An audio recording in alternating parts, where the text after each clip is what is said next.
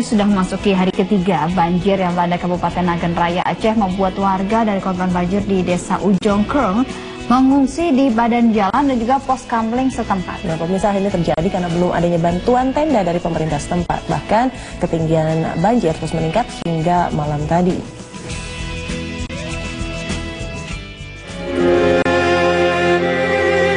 Hingga kini, banjir masih menggenangi pemukiman warga di Kecamatan Tripa Makmur, Kabupaten Nagan Raya Aceh.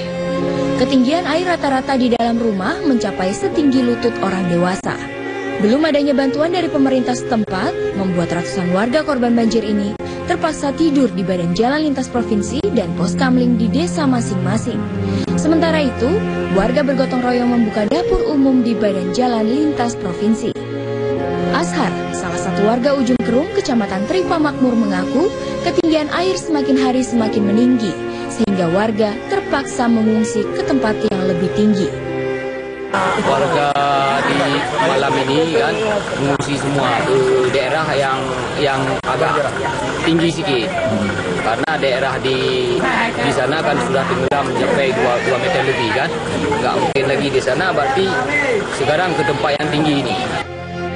Banjir yang melanda Kabupaten Nagan Raya selama 3 hari terakhir membuat warga terserang penyakit gatal-gatal, kutu air, demam, dan diare.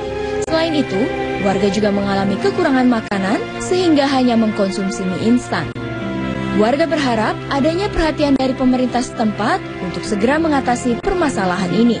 Dari Kabupaten Nagan Raya Nagro Aceh Darussalam, Hendra Saputra, Arif Fahmi, Metro TV. Pemirsa, jalan lintas Sumatera di Aceh